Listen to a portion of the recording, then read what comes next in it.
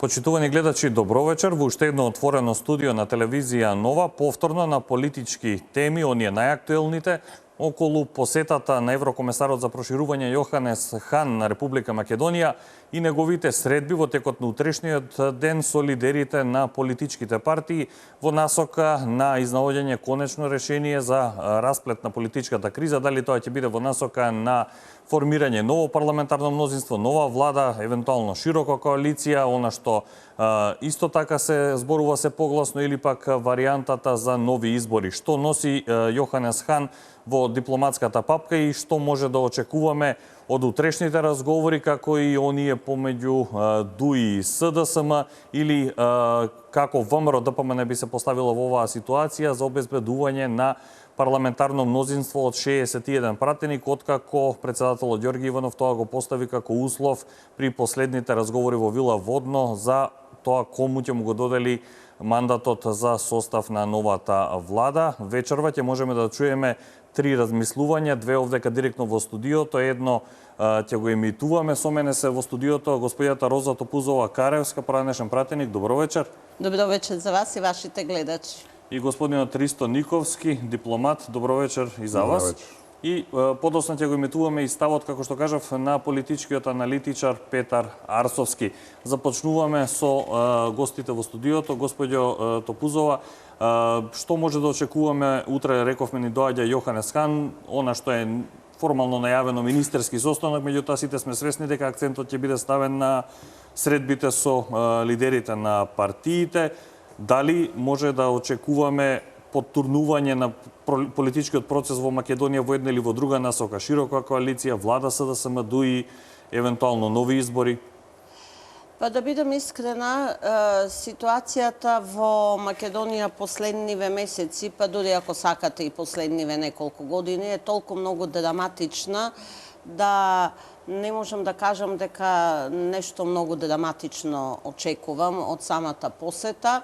Секако дека не можеме да ја кажеме дека не е важна, но ако пак ги погледнеме сите случувања во минатото, не секогаш она што се договорило на самите средби со господинот Хан и било спроведено. Само како еден пример ќе посочам, тој беше еден од оние кој што се залагаше и кој што беше присутен, во негово присуство се договорија изборите за на 24 март, не само што не се одржаа тогаш, туку не се одржаа и 5 јуни. Значи, не секогаш значи дека она што ќе се договори во негово присуство, барем праксата покажала, и ќе се реализира. Но во секој случај, јас верувам во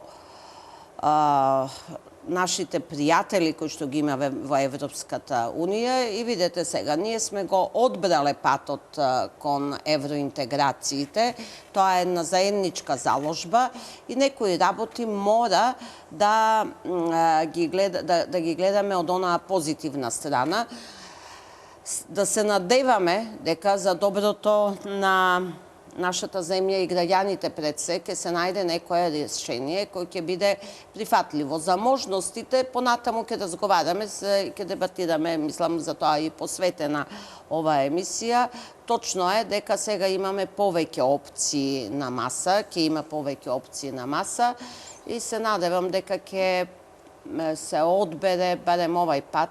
Сега многу разум во последно време не гледаме на политичката сцена на Македонија, да бидеме искрени, но ќе се најде некое разумно решение кое што ако не стави крај, барем ќе почне да го навестува крајот на оваа политичка, веќе не е криза, дури политичка агонија во која што се наоѓа нашата земја. Господин Никовски, чудна коинциденција или пак не можеме да збориме за такво нешто за посетата на Хан? Уште вечерва на полноќ пристигнува, утре на средби со партиите. Очекувате силен поттик на Хан во некоја насока да се заврши оваа политичка криза, односно да има Македонија влада, да добие избори? Сметате ли дека можеби ќе притисне за поширока влада? Оние ги знаем изјавите на Брисел, широка поддршка, широка влада, секој различно ги разбираше, дали широка коалиција, дали председател на влада со што поширока поддршка во парламентот. Верувате ли во вакви коинциденции или не? Не, коинциденции нема, знаете, све планирано, дури во најголемиот хаос, све се знае, некој ги влече конците. Чинам дека во принцип креаваме премногу голема врева околу доаѓањето на Хан. Тоа е веројатно потреба на внатрешните домашните ситуации кои се по многу што во исклучително тешка ситуација, нели така? Позицијата, односно дереџето кое се наоѓаме на вистина не е баш многу сјајно. Видите, Хан кога доаѓал повеќе пати, доаѓа со намера да ги брани интересите на Брисел. Тоа е неговата задача, затоа го плаќаат всушност таму. Тие намери на Брисел, ние мораме да биде свесни дека последниве, да не одиме подалеку, последниве колку 9 години од 2008 година се лоши за Македонија, негативни. Не заборавајте дека нас не блокира, уценува и под ултиматум не става Атина, него Брисел. Значи, по самитот на НАТО во 2008 година, нели, Унијата секогаш следи што ќе деси НАТО, бидејќи скоро истите земји се и таму и ваму, ни поставија, значи направија преспорт по политиката и од целосно отворени врати за Македонија и во НАТО и во ЕУ, широм ги затворија. Значи, он доаѓа да ги реализира нивните интереси.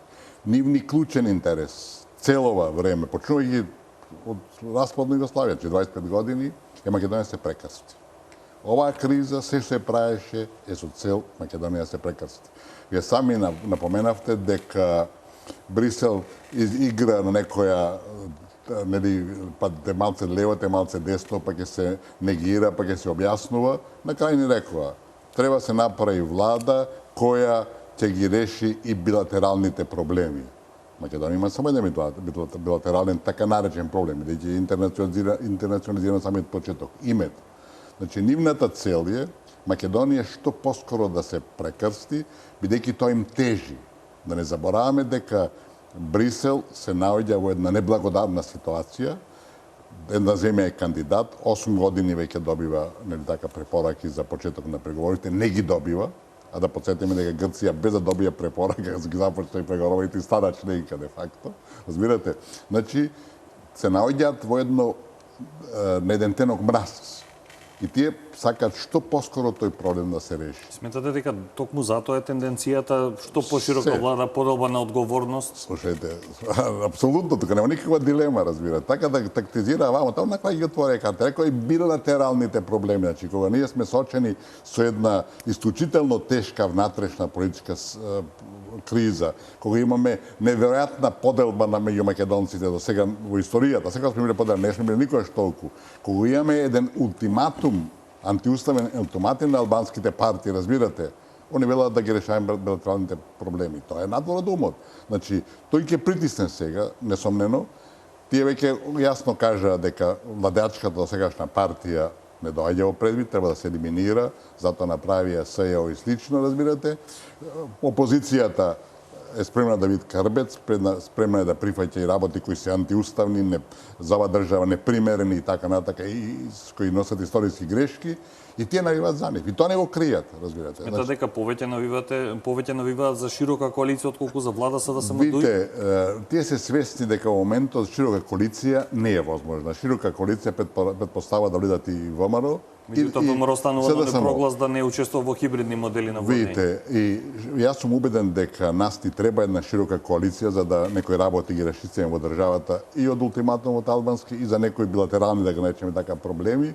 Меѓутоа, ова водство на опозицијата, која е спремно се да жртвува, која игнорира устав, која игнорира, нели така, некои, да речам, суштински, фундаментални интереси на македонскиот народ, не може да биде дел од коалиција со која ќе се договарат. Значи, таква коалиција која ќе може да ги реши некои работи е возможна кога ова раководство на опозицијата ќе замине на ѓубришето на историјата, ако ми дозволите, затоа што некои како тие да се залага за надградба на Охридскиот договор, кој беше погубен за државата по многу што, не така не треба да го почитуваме, сме го подпишале, меѓутоа треба да бидеме јасни дека тој Охридски договор беше погубен, растори многу работи, уставниот поредок го поремети, го направи во насока кој може да биде утре нефункционален. Значи, тоа покажува една или незрелост, или зависност преголема од странците, која што е исто така реалност. Така да ќе инсистираат сега да се направи, предпоставувам, тоа е мислење ке јасно, коалиција меѓу ДУИ и опозицијата, со намера да, нели така, да се обидат да направат чекори кои ќе отворат простор за некакво прекрсување на државата, кое е за среќа невозможно, меѓутоа да бидеме свесни. Таа коалиција каква и да е, какви отстапки да даде Социјалдемократскиот сојуз, велам, од фундаментален интерес за македонскиот народ и спротивно на она што е клучно за секој македонец, нема да успее. Тоа напротив само ќе биде нивни товар на следните избори, кои сум убеден ќе се одржат за 3, 6, 9 месеци оваа година и дури тогаш ќе се појави некако светло на крајот од тунелот. Во дадените констелации такво нешто не е возможно. Хан ќе направи се да тие бриселски интереси дојдат до израз, меѓутоа што и да постигне, тоа ќе биде краткорочно и ќе биде осудено на неуспех, бидејќи се што е нереално, се што е, да речам, невозможно, не може да успее. Само прашање на време кој ќе колабира. Господиот Топузова, кој е ползата од ваквиот притисок ако нешто трае 3, 6, 9 месеци и ако го нема финалето како што се посакува тој што го прави притисок? Видете, баш на таа тема би сакала да се задржам, да бидеме реални. Значи, проблемот со името не е единствено што, да, може да разговараме, меѓу другото Брисел, значи, ако внимателно ги слушаме, бара двотретинско мнозинство, дори тоа беше спомнато, уставно мнозинство, двотретинско мнозинство. Значи, и, меѓу другото се вели, и билатералните, да, точно, и билатералните, но и други некои работи, кои што според мене се многу суштински и би сакала сега за нив да се задржам, а решавање на името, мислам дека не, и Брисел е свесен дека не е тоа така лесно. Дека не е тоа лесно и дека не може тоа да го изменаџира за 3, 4 или 6 месеци. Но јас мислам дека во Македонија започна и еден друг процес кој што е многу сериозен и во минатата ваша емисија кажав дека ако тој процес продолжи со неговата реализација, Македонија веќе никогаш нема да биде иста. Дури, еве, да речеме, и двотретинското мнозинство и не е потребно за решавање на името, освен за еден поширок консензус, да речеме. Но технички не е потребно, затоа што знаеме дека ако се уште од ВМРО ДПМН, ја знаеме таа фамозна 164-та страна, мислам, беше од некоја програма, каде што вели дека кој да е решение ќе оди на референдум. И Социјалдемократскиот сојуз пред во 2011 се изјасни дека и за нив го прифати дека ќе оди на референдум. За референдум според уставот не е потребно двотретинско мнозинство. Прво референдум можат да распишат и 61 пратеник.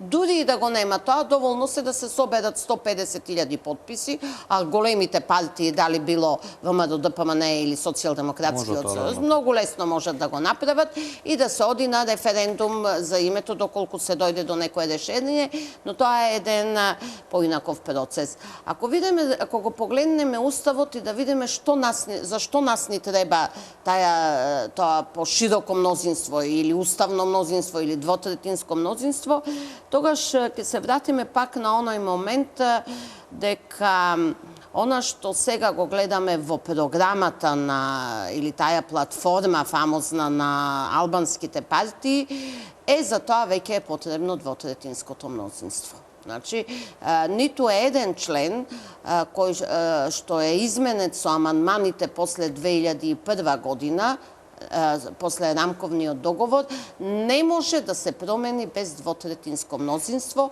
вклучувајќи ја употребата на јазиците, локалната самоуправа и така натаму и така натаму. И јас мислам дека дури и повеќе ќе се сигурно дека ќе има притисок за широка коалиција, реков не заради друго, ако овие прашања мислат да се решаваат, но го знаеме веќе ставот на ВМРО ДПМН и јас не очекувам од она што го слушам, нели?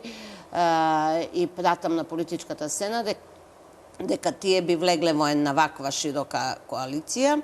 Во тој случај, ако тоа ставот најверојатно е пренесен и во Брисел, сепак ВМРО ДПМН има и министер за надворешни работи, кој што ги пренесува размислувањата и ставовите, тогаш притисокот ќе биде час поскоро да се формира влада помеѓу Социјалдемократскиот сојуз, дуи и евентуално и Алијансата. Дури моје мислење е дека и Беса не би учествувала во оваа влада. И добивам некој таков печаток. И навистина, ако тоа го направи, тоа е многу мудар потек од нивна страна, затоа што тие би останале во опозиција во овај период колку и да трае. И тука имате на покомотна позиција да ја критикуваат власта. И онака веќе начнатата Дуи, која што од 19 се сведе на 10 пратеници, многу лесно ќе биде победена на следните избори, многу лесно може да биде Беса првата албанска партија. Значи, ова се некои размислувања што понатаму останува една влада која што ќе се потпира на мнозинство од 62 пратеника. Не знам сега тука ДПА како ќе се позиционира, но Алијансата и Дуи се 62 пратеника. Да не говориме дека е многу тешко и технички да обстои едно такво мнозинство и да функционира успешно, но и суштински, да ја гледаме и суштината, зашто тоа мнозинство се формира. Зашто? И мене навистина ми е нелогично сега, да бидам искрена, сете ова, знаеме дека во политиката има многу нечесни работи и тактизирање, но тактизирањето на Дуи да излезе Социјалдемократскиот сојуз и да каже дали ја прифаќа платформата. Но тоа беше изјавата на Артан Груби. Ако ја прифати платформата, нема пречки за коалиција. Ама што од платформата ви се молам? Па не е нивни, не е на Дуи ексклузивно за двојазичноста, тоа СДС го има во својата програма. Нели? Тој го изнесе. А зашто говориме друго од платформата? Дали ќе седи некој албанец на преговарачка маса за името или тие други барања, за мене не се спорни, И се чудам зашто и до сега не седеше, што тоа прече. Седеја председател седеа веќе? Не, зашто не седеше на официјални преговори, како што бараат да седат, нели, представник од албанците, да има на преговори кога ќе се водат со Грција, на таква маса размислуваат. Тоа, значи, не е нешто. Суштински е двојазичноста, значи, сега Дуи бара да се изјасни СДС, кој што го имаше дури во својата програма, а Дуи после изборите прави платформа за која што бара двојазичност. И да се изјасни СДСМ, ако е потребно двотретинско мнозинство, тоа не проаѓа во парламент. Видете сега, тоа, ако е потребно двотретинско мнозинство, според моје аспект, дури повеќе им одговара може би и на СДС. СДС ќе каже, еве, ние имавме добра намера визави, визави албанците, но немаме двотретинско мнозинство и тоа не можеме да го реализираме. Барајте го кривецот во ВМРО. Така, не можеме да го реализираме, но тоа е веќе прашање на една друга анализа, да суштинското прашање беше каде повеќе би притиснал Хан.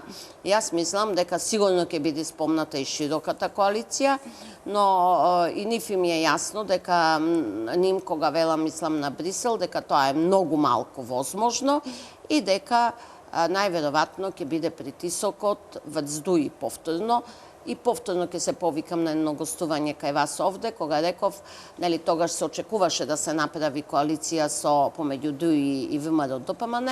Јас реков, се зависи колку Али Ахмети ќе биде притиснат од меѓународната заедница и времето покажа дека господинот Али Ахмети најверојатно бил и прилично притиснат од меѓународната заедница за да не направат коалиција. Значи, тоа е веќе очигледно. И според мене многу брзо би можело да се очекува да биде формирана оваа влада, а како понатаму, тоа е веќе втор дел од прашањето. Не треба да бидеме многу сигурни, затоа што, знаете, голем залог е и за едните и за другите. Ако ДУИ прифати да оди со СДСМ во таа коалиција, притиснати е Ахмети до крајност, мислам. Сите знаеме, веќе тоа е јавно, дека во минатата недела било до некаде 17, 18, 19, 20 часот договорено да ДУИ оди со ВМРО и дека после тоа се променило. Не се променило затоа што се смениле мислите на луѓето таму, него некој телефонирал, тропнал на вас, дека случај не се играјте. Значи, логата на санскиот фактор е клучна сите овие години и ова нема никаква дилема. Меѓутоа, која помнавте и која зборуваме и за платформата, треба да бидеме многу јасни. Тоа не е платформа на македонските албански партии. Тоа е платформа на тирана. Тоа е еден антиуставен и големоалбански памфлет во суштината, разбирате. Затоа што тоа што го бараат во таа нивна платформа, тоа е де факто продолжение на она платформа за решавање на националното албанско прашање од 1998 година. Ова е само прецизирање на делот за Македонија. Значи, таа платформа бара целосно уставно редефинирање на Македонија. Тие не бараат човекови права или не знам какви права. Тие сакаат со ова да станат де факто конститутивен, така наречен народ во Македонија и да формираат трета албанска држава. И знаете што е тука клучниот проблем? Тие де факто со платформата го игнорираат Охридскиот договор. Да, апсолутно. Со ова договор Охридски ќе не важи, одиме сега во нова етапа, тоа го апсолвиравме, го искористивме, сега бараме нешто ново. Значи, такви дефинирања не се вршат преку ноќи со, ајде, мандатарот. Тоа не е работа на мандатарот и председател на влада, разбирате. Тоа е проблем кој може да се решава само со голема целосна согласност на главните политички фактори и да се оди на референдум. Не може за вакво прашање да решаваат мандаторите или било кој друг. И велам, редефинирање на државите уставни се вршило на времето со револуции со војни. Значи, така беше од 2001 година, со војна де факто и наметнаа промени. И знаете, клучно е дека тоа не е документ, автохтон документ на нашите македонски албанци. Значи, се работи за прво мешање од надвор и се работи за редефинирање на државата во смисол што де факто ќе биде бинационална, тоа е со други зборови федерација, и да подсетим и тоа дека нема држава во светот која е унитарна, која има два јазика. Како биде унитарна држава со два јазика? Тоа се федерации и конфедерации. Значи, тоа е мешање од надвор, туѓ де факто проект, нашиве се покажа како тројански коњи кои се тука спремни да пренесуваат туги и нивни, бидејќи тие како албанци се интересирани. И во Охридскиот договор, едно од најголемите достигнувања на албанците, тука и парламентот, веројатно може да биде вие бевте тога членка, кога го донесе новиот устав, разбирате, во 2001 година, кога албанскиот народ, србите и другите беа дефинирани како делови од другите народи. Албанскиот од албанскиот народ, не знам, србите од српскиот, властите од влашкиот и слично. И сега тие, надворото, сакаат да станат конститутивен. Па не може да станеш конститутивен кој си дел од други народи. Мислам, самите дојаат во една негација, тогаш што го мислеа нивно големо достигнување, сега им се покажува како фалинка, бидејќи е контрадикторно, разбирате. Така да, мислам дека тука треба да бидеме сосема јасни, дека што што го барат албанците не се ни човекови права, не се ни етнички права, разбирате, како, да речеме, како група, како етникум, него се работи за промени суштински на државата со кои ќе се формира таа албанска држава. И тоа не може никој да го дозволи и мислам дека е сериозна грешка што и едните и другите на македонскиот политички блок прифатија да разговарат за тоа. Треба да се каже, господо, тоа не е предмет за дискусија со влада и за создавање со мандатар и со председател на влада. Тоа се работи за нешто што може да оди преку договор со политичките партии, ако има согласност, мора да се оди на референдум и двотретинското мнозинство во парламентот не е доволно за такви работи, зашто се работи за нешто што е... Не е нешто што се решава со законско решение, туку со... Се решава со политичка волја или со војна или револуција, велам. Значи, тоа треба се каже, нема просто да се разговара за таквите барања, бидејќи се надвор од уставот и секој што ги дискутира тие работи за формирање на влада, го крши уставот де факто. Ви благодарам за овој дел. Одиме со кус блок реклами, па повторно се враќаме. Господијата Топузова, задржете репликата за после рекламите. Почитувани, одиме со кус блок реклами, па повторно се враќаме во студиото. Почитувани гледачи, повторно сме назад во студиото на телевизија Нова со вечерашните гости, господијата Роза Топузова-Каревски и Ристо Никовски. Господио Топузова-Каревска, ке вас застанавме, сакавте да реплицирате нешто? Да, јас во онај дел каде што господинот Никовски кажа дека е изненаден зошто воопшто преговарале и двете партии околу платформата, јас да бидам искрена, пред малку кажав дека за СДС не сум изненадена, нели? Но и тука се во право. Да, но јас сум многу изненадена зошто ВМРО ДПМН воопшто се впушти во преговори околу таа работа. Значи нема, гледам дури прво едно време нормално дел од преговорите се чуваат во тајност, но премногу се чуваше во тајност за што се разговара. Деновиве имаше партиски став дека токму поради тоа и пропадна. Но сега го имаме, нели? Сега покасно. Но немало што тука да преговараат. Не знам зашто разговарале и цело време, значи сите тие 20 дена разговарале за ова. Што тука има да се разговара? Тука се сложувам дека нема што да се разговара за таа платформа и јас сум изненадена зошто ВМРО ДПМН кои што се прокламираат, нели, дека се оние кои што ги бранат националните интереси, воопшто седнале да разговараат. Нема што да се разговара, а што се однесува, нели, во паузата се спомна СЈО околу двотретинското мнозинство. Јас тука сакам да кажам за СЈО нема потреба од двотретинско мнозинство. СЈО не е уставна категорија.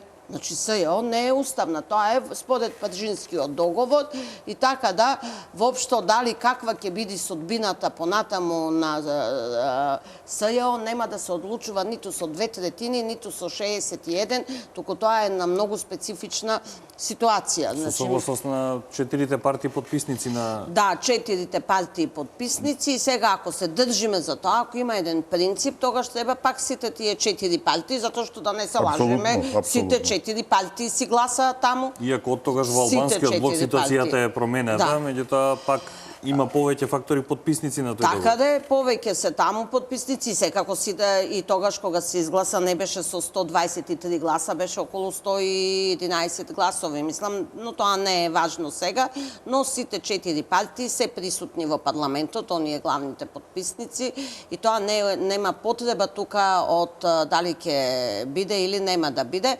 Значи, тоа е сосема различна работа и да не ја мешаме со двотретинското мнозинство.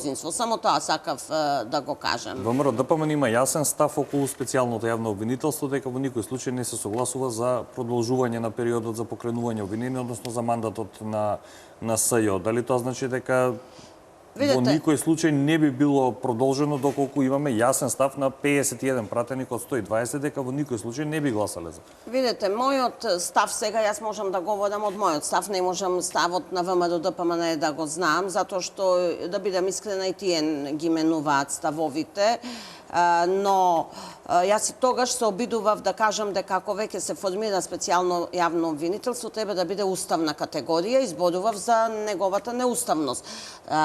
И сега да појаснам, јас не сум против СЈО, напротив, сметам дека нашата држава беше зрела, после сите забелешки што ги имаме за функционирањето на правосудниот систем, за едно специјално јавно обвинителство. Но тоа специјално јавно обвинителство прво, требаше да има своји рамки во Уставот и второ, да биде малку поинаку поставено, затоа што тоа беше, како што кажав, еден проблесок на надежта кај многу граѓани дека нешто ќе се смене ниво однос на криминалот и корупцијата во највисоките редови и очекуваја, гледаја, голем број на граѓани гледаја во нив надеж. Голем број на граѓаните останаа разочарани со ова и сегашно функционирање.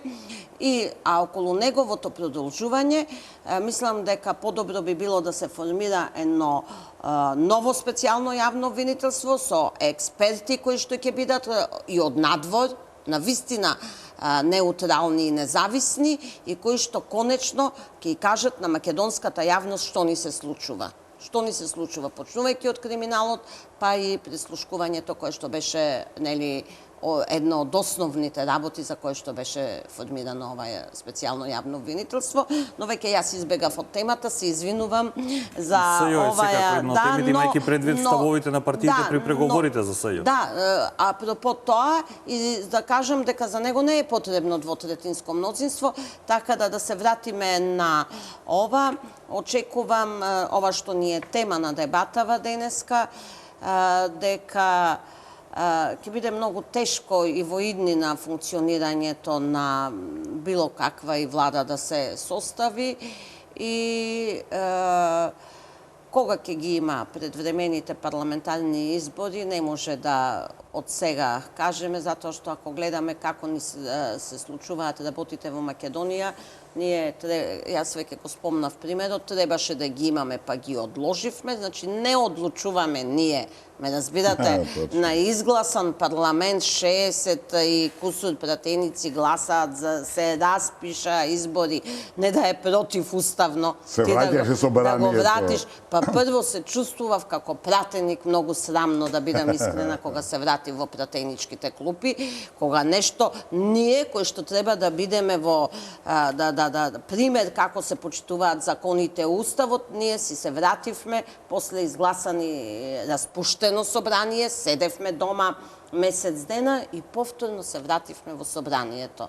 Мислам дека веќе, знаете, ако многу брзо не се стави крај на сите овие игри и манипулации, ние сме во насока сериозно да ја изгубиме не само унитарноста на државата, туку да го промениме и целиот политички систем. Слушајќи ме ова, имате став дека не толку лабавото мнозинство, ако биде 62-63, не почитувајќи волјата на мнозинството, како што вели Груевски, туку ставот на Брисел е клучен околу тоа, дали и кога ќе имаме предвремени парламентарни?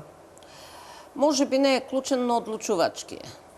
Влијание има. Секако, мислам, кога ги спомнавме тие закажани избори за април и за јуни, кога се гледаме наназад, нели така, човекот секојаш попаметен после војната и револуцијата, сите тие, двата тие датуми беа апсолутно извадени од ракав, од меѓународната заедница, наметнати, само за да добијат на време, беа свесни дека не може да се организираат избори на 24 април, на 5 јуни, туку беа направени во мозаикот да се излечат што поголеми отстапки од власта, за да ја десеткуваат што поцелосно и после да може да прават како што сакаат.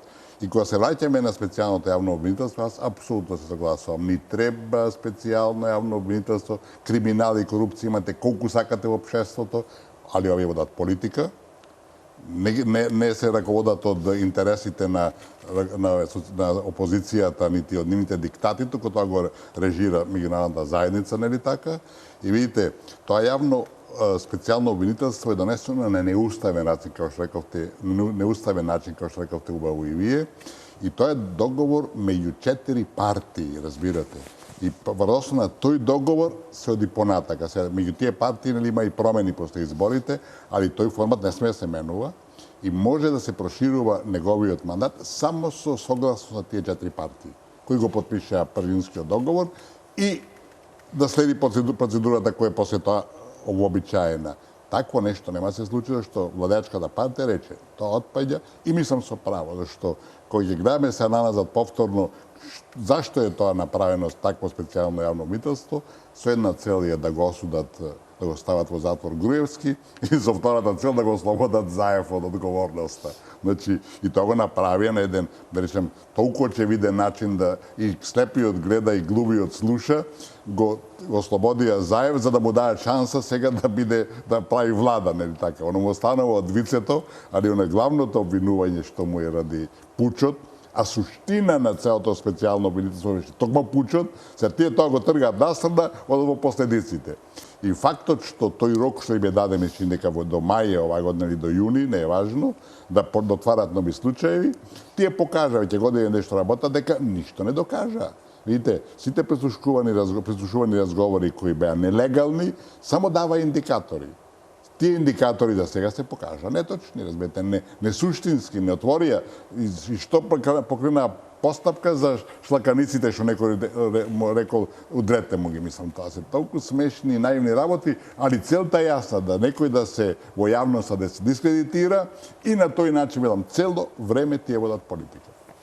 Почитувани гледачи, овде кога ќе направиме куса пауза од студискиот дел, би сакал да го имитуваме ставот и на Петар Арсовски, кој поради патување во странство беше спречен да присуствува во студиото, но да го чуеме неговите размислувања околу посетата на Хан, разговорите со лидерите на политичките партии и со што тоа ќе резултира, како и оние разговори за обезбедување парламентарно мнозинство. Со Петар Арсовски разговараше колегата Александар Видиновски. Предлагам во овој момент да го проследиме размислувањето на Арсовски за овие неколку теми, па се враќаме во студиото. Господин Арсовски, утре во Македонија ќе допатува Јоханес Хан. Што мислите, каква порака ќе им пренесе тој на македонските политички лидери? Дали ќе повтори онаа идеја што стигна од некои кругови на Европската унија, дека они ќе поддржат широка влада? Видете, мислам дека тоа што го цитираме од Могерини па и од Коцијанчич не значи неопходно широка коалиција. Мислам дека тие пораки се за влада со најширока можна поддршка и мислам дека тука Европската комисија и Европската унија претендираат да ни пратат порака дека тоа е влада која треба да биде релативно постабилна. Во овој случај не знам колку е тоа возможно, бидејќи изгледа по сите политички комбинации дека која влада и да се состави, таа ќе биде со тенко мнозинство, бидејќи на едната страна 61, на другата страна 69 се максимум претениците, тоа сепак не е комотна влада, меѓутоа мислам дека Хан ќе притисне за побрзо за затварање на преговорите, стабилизација на политичката криза, или некаква влада со максимално широка поддршка. Ако тоа значи широка коалиција, окей. Ако не, тогаш максималната широка поддршка која може да се обезбеди во тие услови кои се дадени. Рековте дека очекувате Јоханес Хан да притисне за побрзо решение за коалиција или за влада.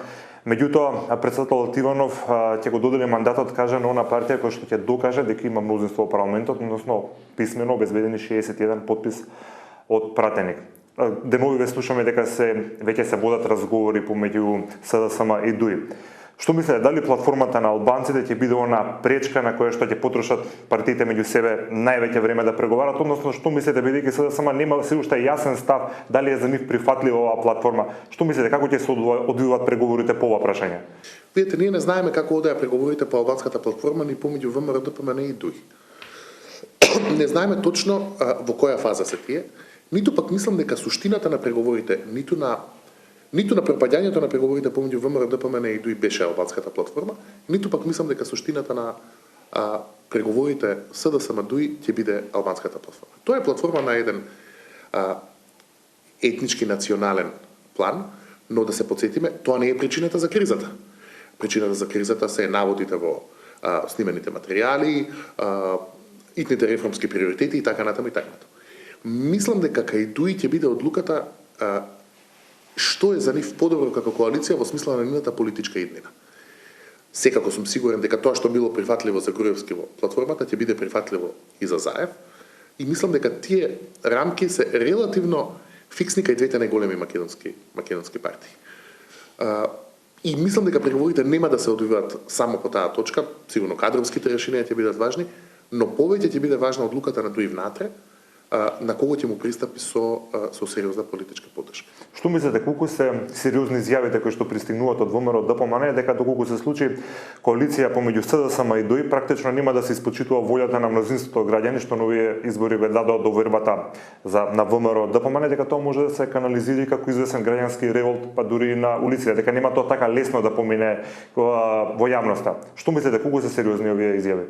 Видите, ВМРО ДПМН е партија која има подобра организација на терен од сите други партии во Македонија. И повеќе ресурси, и подисциплинирано членство, и пословно речено посветени поддржувачи. Но на крајот сите тие изливи за незадоволство се секогаш транзиторни. Протестантите, евентуални теоретските протестирачи од ВМРО ДПМН не можат да запоседнат институции 4 години.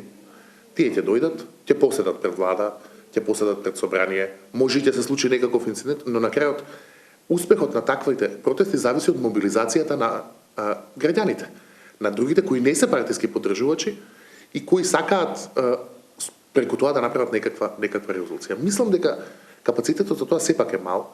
Во Македонија бидејќи граѓаните се реално дефетисти и апатични по однос на целата политичка ситуација. Тешко е да потегнете обични граѓани да се приклучат на некаква таква мобилизација, а ако тоа не се случи, таа е осудена на пропаст. Колку мислите дека меѓународната заедница и нејзините представници во Македонија ќе придонесат или колкава е нивната улога во разрешувањето на оваа сега актуелна политичка состојба? Имате предвид дека само вчера Зоран Заев, председателот на СДСМ, имаше средба со двајца амбасадори, исто така и делегација на ВМРО ДПМН имаше средба со амбасадорката Нопсе. Ги слушнаме ставовите на партиите, но што мислите, кој е ставот кој што овие амбасадори го пренесуваат на нашите политички лидери? Мислам дека е грешно да се толкува ставот на меѓународната заедница како хомоген став.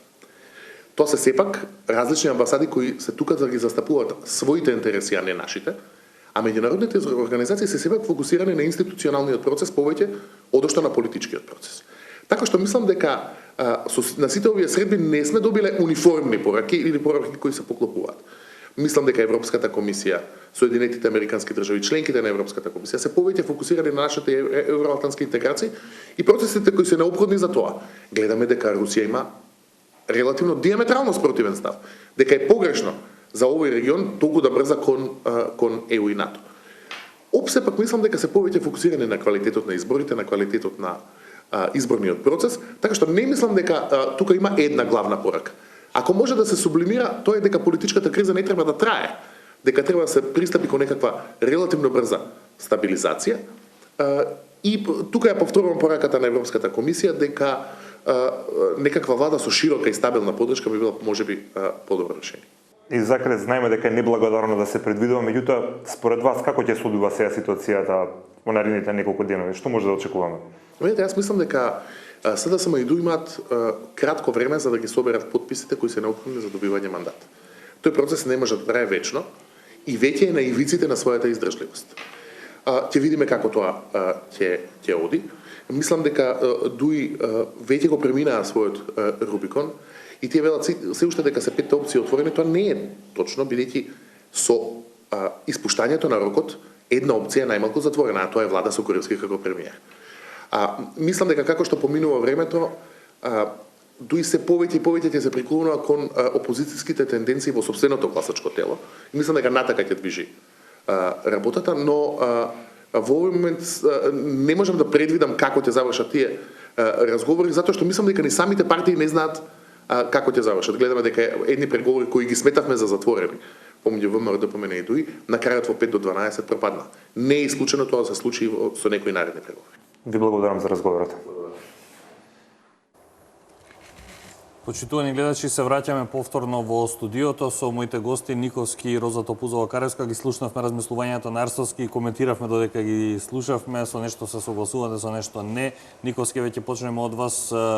Колку може да се доведеме во слична ситуација на преговорите СДСМ ДУИ со она што се случи во ВМРО ДПМН ДУИ? Ако некој размислуваше на неколку часа пред истекот на рокот дека е завршена работата, се изјалови, на крај претседателството поинаку одлучи. Дали е можно тоа сега и дали е според вас симптоматично или тоа што со СДСМ преговараат тројцата подпредседатели кои што беа посочувани како главна причина за неуспех на преговорите со ВМРО? Теу Тарифи, Изет Меджити и Невзат Бети. Прва една реплика на Арсовски, тој рече дека ставовите на меѓународната заедница не се унисони. Тие се. Мислам, мора да се свати дека по распадот на Југославија царот, да речеме на Балканот, се Соединените американски држави. Сите политики кои се тука доминантни доаѓаат од Вашингтон и сите други, прв Брисел за жал е слеп,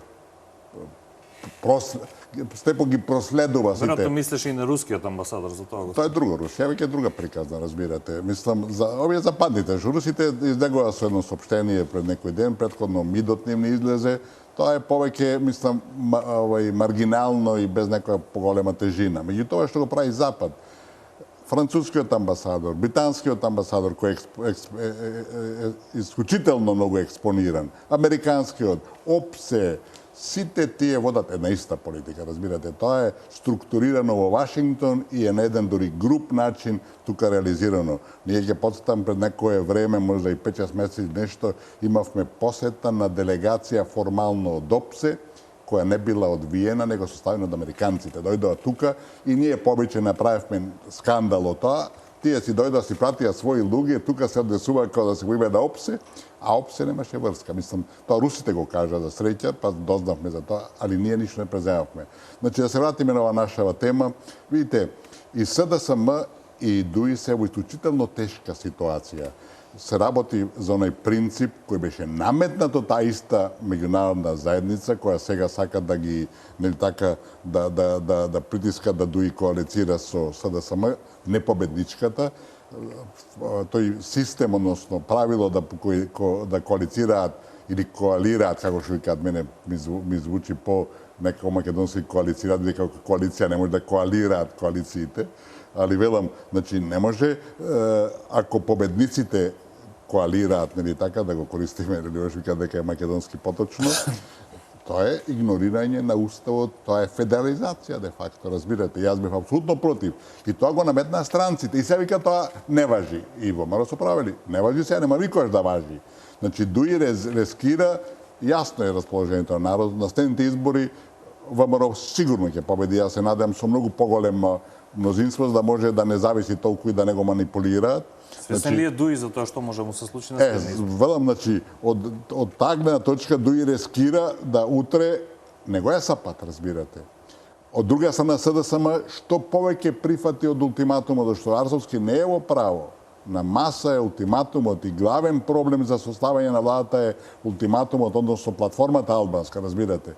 И што повеќе од тие барање на албанците прифати Социјалдемократскиот сојуз, тоа повеќе ќе плати, повисока ќе му биде цената на следните избори, зашто народот не може да го проголта тоа. И еден Стојан Андов, кој е многу експониран на една страна, за мене погрешна во последно време, кога човекот има државнички квалитети, сега јасно рече, дел од барањата албанците се неприфатливи, разбирате. А го имаме Ѓорги Спасов, кој вели ништо тука нема спорно. Една друга плејада на гласноговорници на Социјалдемократскиот сојуз, кој велат дека нема тука ништо спорно. Има спорно, тоа е антиуставен големоалбански памфлет, разбирате. Значи, тука има. И сега СДСМ што повеќе прифати од тие работи, ќе плати висока цена.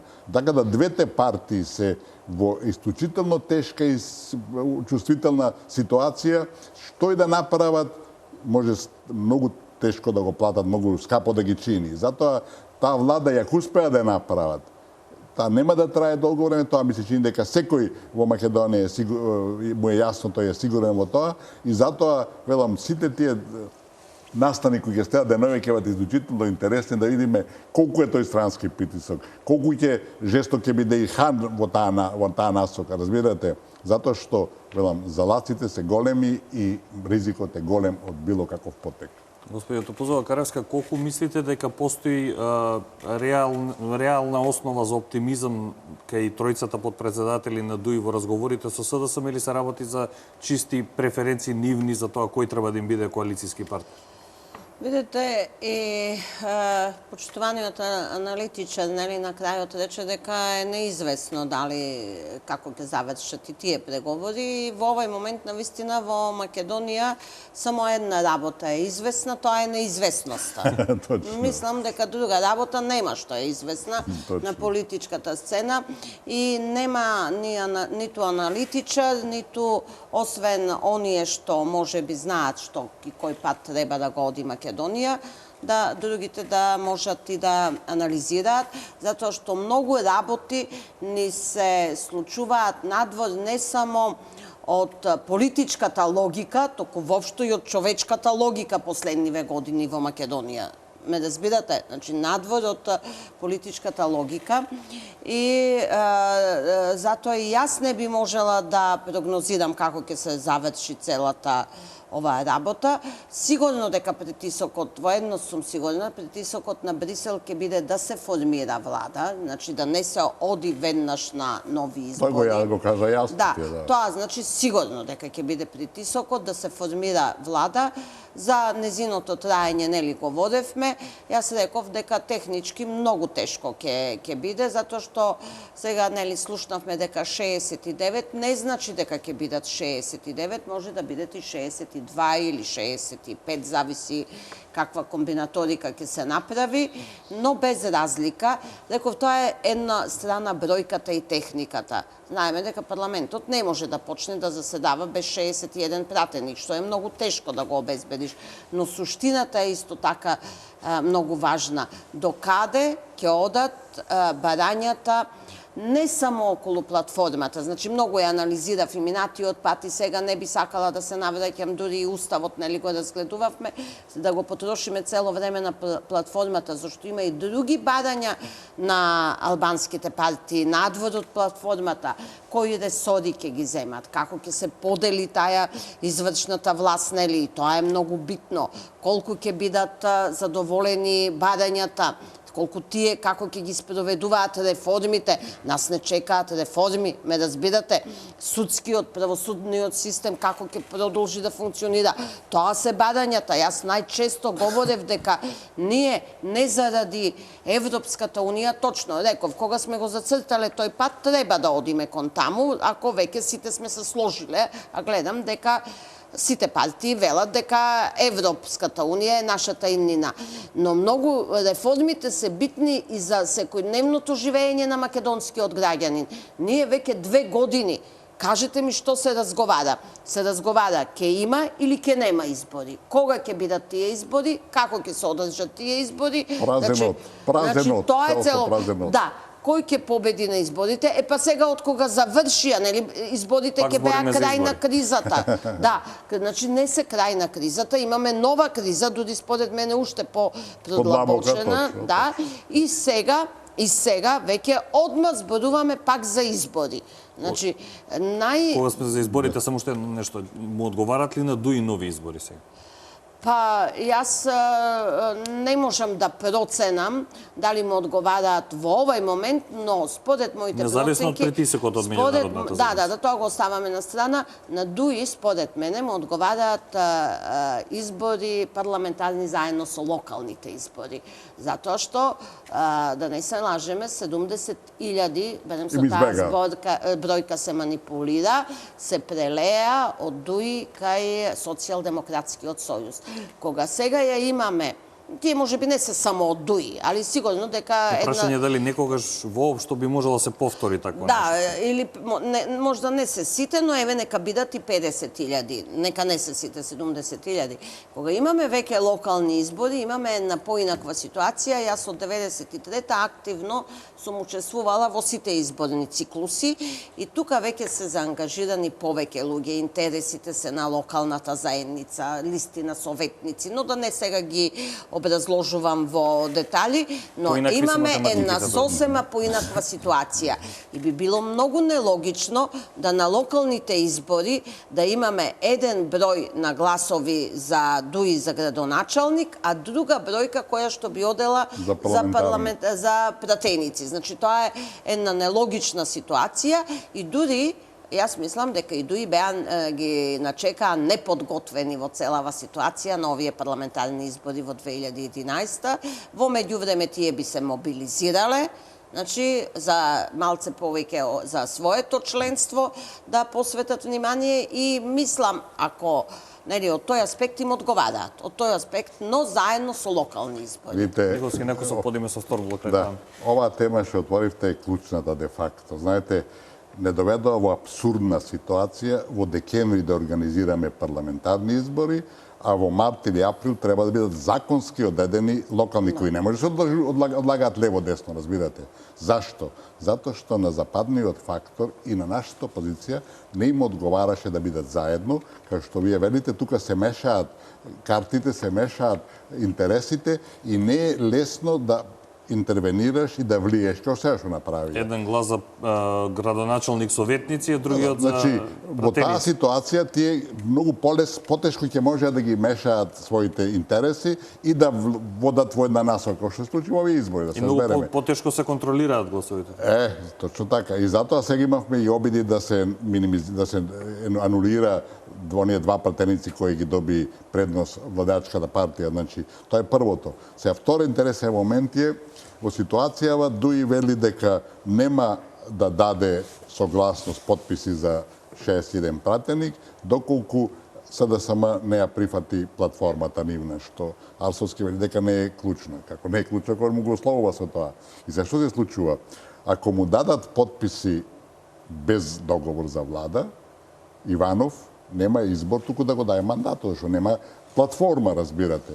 Ако направат платформа со која СДСМ ќе направи отстапки, во кои ќе одават во парламентарниот карактер, тој како татко на нацијата, човек кој е најзадолжен да го чува уставниот поредок покрај уставниот суд, може да каже да, разбирате. Тој го најави он веќе. Оние предуслови кои што ги спомена, Он вели која дека средбите во Вилот. нема да дозволам да се разбие унитарниот карактер на државата. Вие со таква платформа легувате, нема мандати. Тоа никој не може да го спори, тоа е апсолутно уставно. И тоа ќе доведе до подобрување на кризата и се годиме нешто на што го загатнавте вие. Сакали Дуи избори? Тука е сега можеби и заекот во целата криза, затоа што меѓународната заедница е свесна. Инсистира влада се состави зашто свесни се дека на новите избори не може да го направат ова. Тие 70, 60 или 50 илјади албанци кои испадна граѓански ориентирани, тоа нема да го повторат. Тоа е местенка, јас немам елементи каква и што, а дека тоа не било автохтоно и лично одедување, тоа сум 1000 промили убеден, разбирате. Значи, имаме и таква ситуација, што новите избори ќе дадат сосема нова слика на изборот на нашите гласачи и тоа нема да им одговара нив. И значи, тие се против, опозицијата е против. Како да се дојде до 61 глас за нови избори, пак не може без Дуи. Ако Дуи не сака избори, разбирате, значи ако пропадна сите овие обиди, ако се вратиме во собранието треба да се само распушти и председател да се избере председател, кој ќе закаже нови избори. Може да бидеме повторно во еден магевсан круг, да нема 61 пратеник. Треба да имаме председател на собранието кој ќе ги распише нови. Нека го изберат и со председател на собранието, нека се договорат. Ама после треба пак 61 пратеник за не сакали, се плашени од тие избори Дуи. Мисля, че индека не може да има избори. Ќе бидеме во една исклучително тешка уставна криза. Меѓутоа, ова што велите вие, се сложувам дека на Дуи повеќе ќе им одговара, а и на власта, сегашна мислено-лачката партија, да оди заедно парламентарните избори и овие локалните избори и на тој начин може се постигне тоа единство, да се распушти собранието, да се закажат изборите и додат заедно. Али јас не знам, мисля, дека има некој рок од најмалку 6 месеци, тоа е пак мај, може да се одлежат. Ако не, ќе биде мај. Ако не, ќе биде мај. Да, зашто локалните избори се со закон, разбирате, те не може да се одлагат, меѓутоа во конкретниот случај тоа може да се направи повторно кршење законите и да во мај, здравје Божие, имаме нови избори кои нема да бидат по волја на опозицијата, кои нема да бидат по волја на Брисел, али ќе бидат во интерес на македонскиот народ и македонската држава. Јас тука сакам само да многу многу кратко. Локалните избори веќе со измените на законот после 2013 се во првата половина на мај, не се повеќе во март. Тоа веќе е направено во 2013 година. Пак да готово. Тоа уште се поклопува уште Тоа се првата половина на месец мај. Точно 6 месеци има. За да се избегне зимскиот период, уште тогаш се согласија да се поместат. Значи има 6 месеци тој рок. Парламентарните до локалните. Точно така, значи 15 мај. Да, но и тоа не значи дека не можат и пак со закон да се поместат и да бидат во јуни или јули. Значи тоа не е ништо. Сега зборуваме за законската регулатива. Тоа е регулатива законска. Тие и законски сега се во првата половина на мај, од втората половина на март, кога што требаше да бидат, сега се во првата половина на мај. Тачно 6 месеци од декември, значи и тука нема онај законски проблем кој може да се надгради, да се премости, али во секој случај ќе поедностави. Да, но важна е политичката волја. Ме разбирате, другото се менува. Почитувани гледачи, одиме одека со вториот блок реклами и потоа со финишот од вечерашнава дебата. Останете со нас.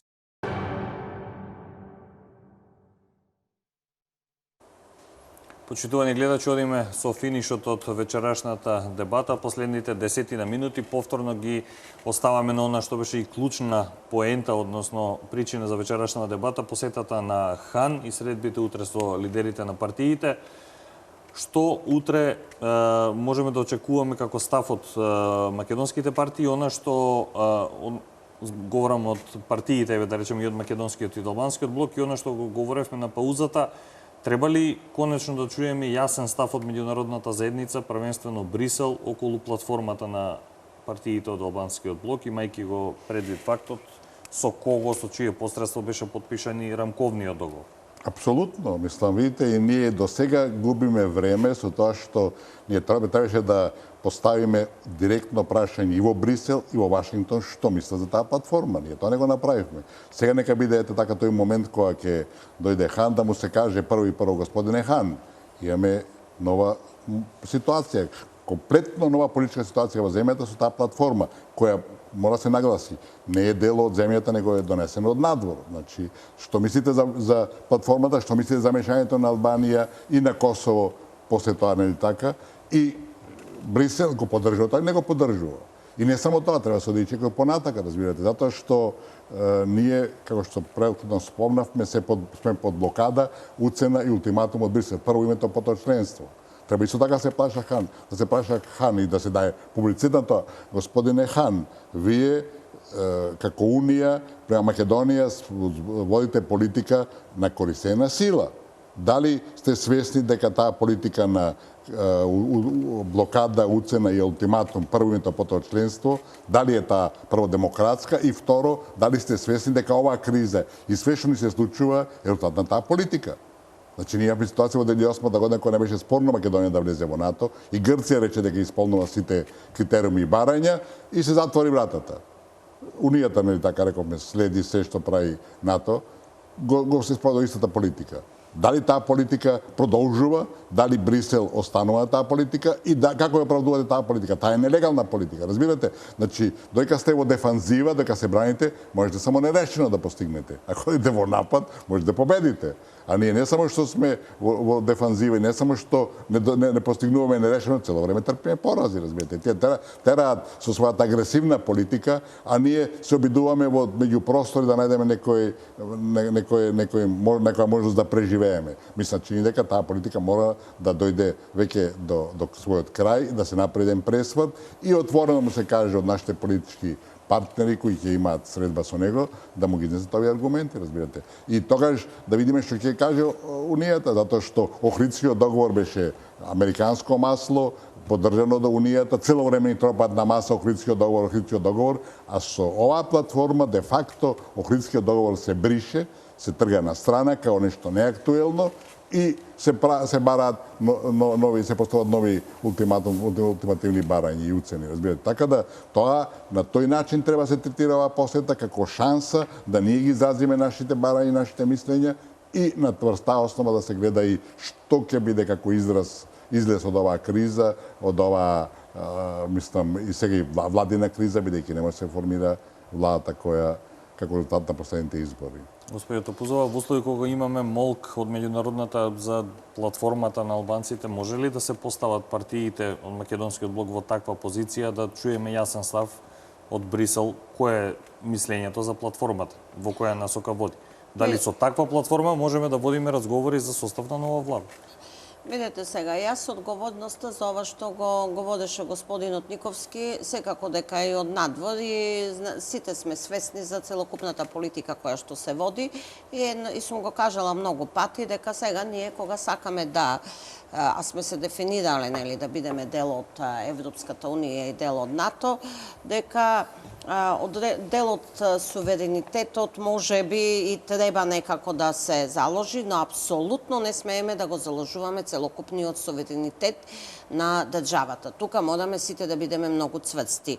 Но за целокупнава ситуација треба одговорноста да ја бараме и внатре во нашите политички партии. Значи, секако, она партија која што беше до сега на власт 10 години ја носи најголемата одговорност и затоа се вели и во соизразот на политичкиот речник вика ја добива доведбата од граѓаните за да има одговорност да ја води државата. Тоа е така дефинирано, не се вели да владее, владееле, цареви, кралеви, нели? Да има одговорност за водење на државата и не можеме да исклучиме одговорноста од политичките партии, оние кои што се носечки. Пред се владеечката партија, потоа и секако тука и партијата на која што исто така беше коалиционен партнер ДУИ. Сега знаете, од целокупна во оваа ситуација ДУИ излезе најчистата партија.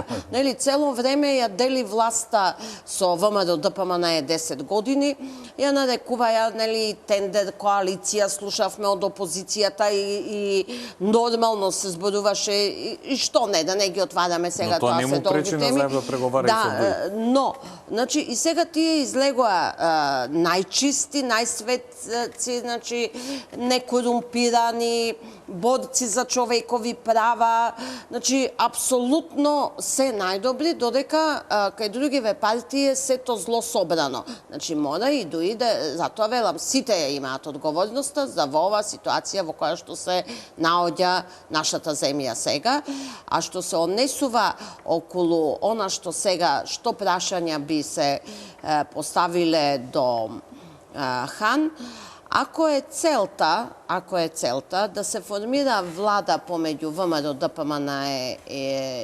помеѓу ДУИ и Социјалдемократскиот сојуз, јас мислам дека и таа платформа ќе биде ставена некако во позадина, нели, нема да биде најактуелна, како што и слушнавме сега ке се и предходно од аналитичарот дека ке се релативизираат нештата, дека таа не е толку битна, значи дека не било така и така натаму.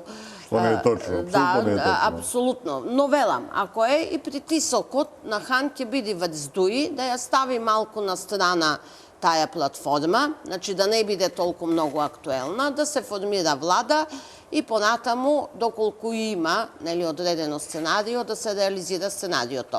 Но се сложувам... Значи, треба да се исправат пред оние албански гласачи кои што го дадоа гласот за нив и в ДУИ, но и од СДСМ особено. Сега ќе ве поправам тука.